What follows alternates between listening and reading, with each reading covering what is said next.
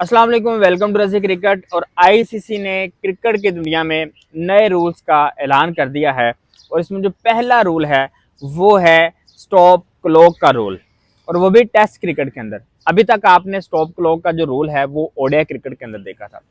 Test cricket के अंदर भी स्टॉप क्लॉक का रूल आ चुका है और इसमें आईसीसी ने ये कहा है कि जो फील्डिंग साइड होगी उनके पास सिर्फ 1 मिनट होगा कि वो टेस्ट क्रिकेट के अंदर भी अपना जो ओवर चेंज करेंगे, पहले ओवर से दूसरे ओवर के दरमियान जो उनको वक्फा दिया जाएगा और मैक्सिमम 1 मिनट का वक्फा दिया जाएगा उनको, और 1 मिनट के अंदर उन्होंने ओवर चेंज करना है। इससे ज़्यादा अगर वो टाइम लेंगे तो उनको वार्निंग दी जाएगी। ठीक है, उनको वार्निंग दी जाएगी और ये वार्निंग होगी एक मैच के अंदर 80 ओवर तक। 80 ओवर तक आपको 2 वार्निंग्स दी जाएंगी। अगर 2 वार्निंग्स में आपने इन इंस्ट्रक्शंस को फॉलो नहीं किया 80 ओवर के अंदर अंदर, तो जो बैटिंग साइड होगी उनको 5 रन दिए जाएंगे जो कि आपको पेनल्टी पड़ रही है, और फील्डिंग साइड को पेनल्टी है जबकि बैटिंग साइड को इसका फ़ायदा होगा फिर। ठीक है, और 80 ओवर के बाद जब 81वां ओवर लग जाएगा, 81th ओवर लग जाएगा, तो यही प्रोसीजर दोबारा शुरू हो जाएगा। यानी फ़र्ज़ करें आपको एक वार्निंग मिल गई है, बाकी आप रूल फॉलो करते रहे हैं, तो 80 ओवर्स गुजर गए हैं, तो 81th ओवर जब आएगा तो जो पहले वाली वार्निंग है वो कैंसिल हो जाएगी। अब 81th ओवर से दूसरी वार्निंग यानी कि अगेन दोबारा स्टार्ट हो गया। अब अगर अंपायर आपको दोबारा से वार्निंग देगा तो वो फर्स्ट वार्निंग कंसिडर की जाएगी, पहले वाली वार्निंग कैंसिल हो गई होती है। तो ये रूल है स्टॉप क्लॉक का कि आपने ये करना है। उसके बाद जो दूसरा रूल है वो जी no mandatory ball change for deliberate use of सालिवा।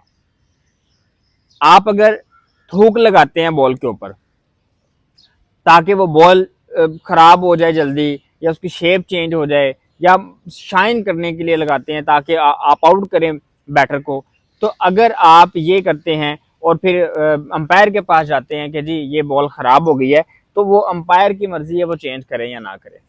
ठीक है, ऐसा पहले होता था ना कि अंपायर चेंज कर देता होता था, तो चेंज नहीं करेगा, बल्कि उल्टा अगर आपने गलत तरीके से इस्तेमाल किया तो बैटिंग साइड को 5 रन दिए जाएंगे जो कि आपको पेनल्टी पड़ेगी, और बॉल भी चेंज नहीं की जाएगी। जिस तरह पहले होता था बॉल चेंज कर दी जाती थी, जब आप कहते थे जी इसको सलाइवा आपने लगाया है, और बॉल चेंज कर दी जाती थी पहले अंपायर की इंस्ट्रक्शन, अंपायर को आप जाके बोलते थे तो अंपायर गेंद चेंज कर देता था।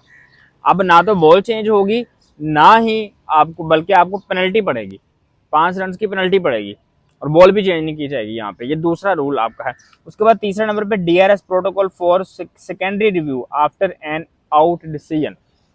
अब रिव्यू डीएसएल रूल देखें, जब होता था पहले ये होता था कि जब बॉलर बॉल करवाता है ना तो उसके एज लग गई है, आपको लगा कि एज लगी है।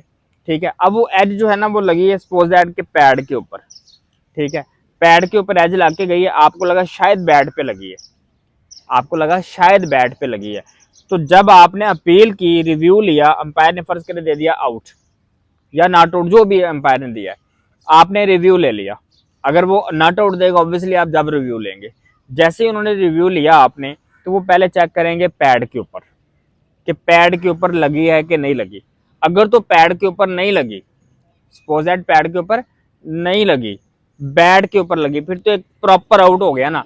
लेकिन अगर पैड के ऊपर लग के गई है और इन साइड आउट विकेट, जो प्रॉपर जो आपकी विकेट लेंथ बनी होती है, विकेट टू विकेट बॉल नहीं है, ठीक है, और पैड पे ऊपर लग के गई है भाई, तो एलबीडब्ल्यू चेक नहीं होगा आपका, जस्ट और जस्ट जो है ना वो यही चेक होगा, और नॉट आउट जो अंपायर ने दिया वो नॉट आउट ही रहेगा। ठीक है, यानी कि आपका जो दूसरा डिसीजन जो आपके पैड के ऊपर लगी, आपने रिव्यू, एक तो आपने कहा ना कि बैट के ऊपर एज लग के गई है, फिर वो वही चेक होगा। रिव्यू वाला जो आपने कहा ना वो एलबीडब्ल्यू वाला, वो फिर इसमें चेक नहीं होगा, जो अंपायर ने कॉल दिया वही रहेगी। ये आपका तीसरा रूल है। उसके बाद चौथे नंबर पे combined reviews, decision will be chronological. फर्ज करें कि आपने बॉल कराई है, बैट्समैन के पैड के ऊपर ला के चले गई है, अब पैड के ऊपर लगी, आपने अपील कर दी अंपायर से, आपने एलबीडब्ल्यू की अपील की है, अब बॉल पैड पे लाके साइड पे चले गई, जैसे साइड पे गई है तो हुआ क्या, बैट्समैन दौड़ने के लिए चला गया, जैसे दौड़ने के लिए गया दूसरी साइड पे गया तो वहां बॉल मारी और रन आउट हो गया। अब जब रिव्यू होगा तो सबसे पहले देखा जाएगा एलबीडब्ल्यू, अगर तो वो एलबीडब्ल्यू है, अगर एलबीडब्ल्यू है, पहले एलबीडब्ल्यू, क्योंकि जब बॉल किया तो पहले जो एक्शन हुआ वो एलबीडब्ल्यू वाला हुआ है, अगर तो एलबीडब्ल्यू है, ठीक है, तो फिर एलबीडब्ल्यू वाले को आउट दिया जाएगा, रन आउट जो हुआ उसको आउट नहीं दिया जाएगा। ठीक है, पहले इसका डिसीजन होगा, फिर उसके बाद अगर फर्ज करें ये आउट नहीं हुआ एलबीडब्ल्यू के ऊपर, फिर रन आउट की तरफ जाया जाएगा। ठीक है, फिर आपको रन आउट दिया जाएगा, जो भी बैटर आउट हुआ होगा फिर रन आउट दिया जाएगा।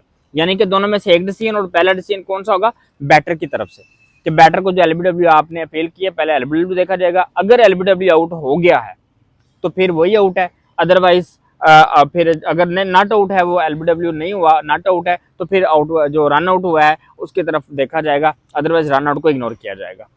तो ये आपका चौथा डिसीजन है। उसके बाद हमारे पास जो पांचवा रूल इसके अंदर आता है वो है जी fairness of catch to be reviewed for no ball. अब देखिए नो बॉल हो गई है, अब नो बॉल के ऊपर बैटर ने शॉट मारी है और आगे फील्डर ने कर लिया है कैच। जब कैच किया है तो उस कैच के दौरान चूंकि नो बॉल पे आउट नहीं होता, फील्डर्स ने रन्स कर लिए हैं, 2 रन्स निकाल लिए सपोज दैट, तो वो जो 2 रन्स फील्डर ने निकाले हैं वो काउंट नहीं हो गया, चूंकि कैच हो गया तो जस्ट नो बॉल का एक ही रन काउंट होगा। इसी तरह बोल्ड वाला भी, जिस तरह विराट कोहली आउट हुए थे मेलबर्न के अंदर जब मोहम्मद नवाज ने बॉल की थी और वो बोल्ड हो गए थे, जैसे ही वो बोल्ड हुए थे बॉल पीछे थर्ड मैन की तरफ गई तो विराट कोहली ने 2 से 3 रन ले लिए थे। ठीक है, 2 या 3 रन लिए थे, जब दूसरी दिनेश कार्तिक खड़े हुए थे तो उन्होंने 2-3 रन ले लिए थे। अब वो 2-3 रन भी काउंट हुए थे, नो बॉल का भी एक रन काउंट होगा। अब रूल ये है कि जस्ट नो बॉल का रन काउंट होगा, बाकी जो भागेंगे वो रन काउंट नहीं होंगे। ये वाला चाहे वो कैच हो जाए चाहे वो जैसे भी आउट हो जाए। वैसे कैच के हवाले से यहाँ पे बात की गई है, बोल्ड के हवाले से यहाँ बात नहीं की गई। उसका रूल शायद जो भी है उसके ऊपर भी यही इंप्लीमेंट हो, I don't know regarding this. Just catch के ऊपर के हवाले से ये यहाँ पे इंस्ट्रक्शन दी गई है।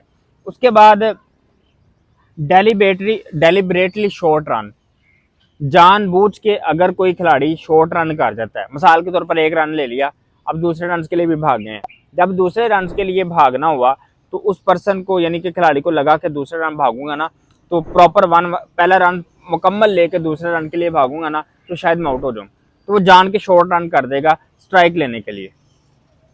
तो अब अगर ऐसा होगा तो वो स्ट्राइक फील्डिंग साइड जो है ना वो डिसाइड करेगी कि कौन सा प्लेयर आगे आएगा, स्ट्राइक पे कौन आएगा। फील्डिंग साइड को एज दिया जाएगा, ये कि जी आप उनका कैप्टन चाहे जिस भी प्लेयर को आगे स्ट्राइक पे लेके आना चाहे उनको कह सकता है जी इसको स्ट्राइक पे ले आओ या उसको स्ट्राइक पे ले आओ। ये उस फील्डिंग साइड के कैप्टन की, फील्डिंग साइड की टीम की मर्जी होगी।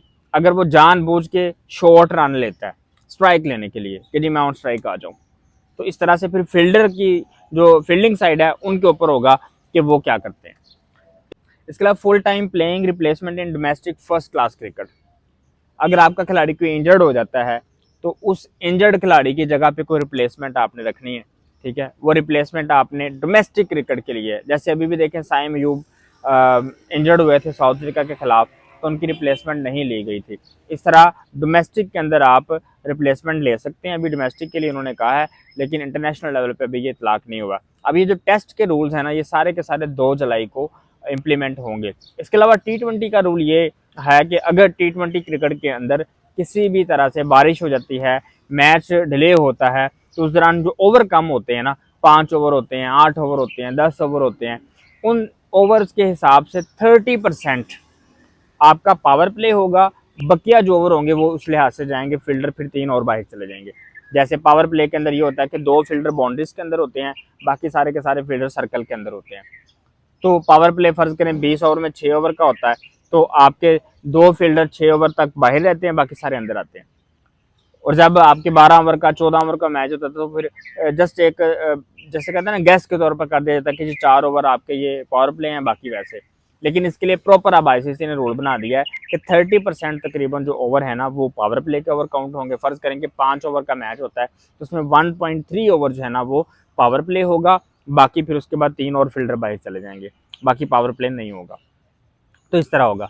ठीक है, इसी तरह अगर 10 ओवर होते हैं तो 10 ओवर के लिए आप 30% निकालें, तकरीबन 2.12 ओवर्स बनते हैं। ठीक है, तो ये इस तरह से 30% ओवर जो होंगे वो पावर प्ले के हैं, बाकी फिर पावर प्ले के ओवर्स नहीं होंगे। इस तरह फिर मैच चलेगा। ये प्रॉपर रूल यानी कि ICC ने T20 क्रिकेट के लिए भी दे दिया।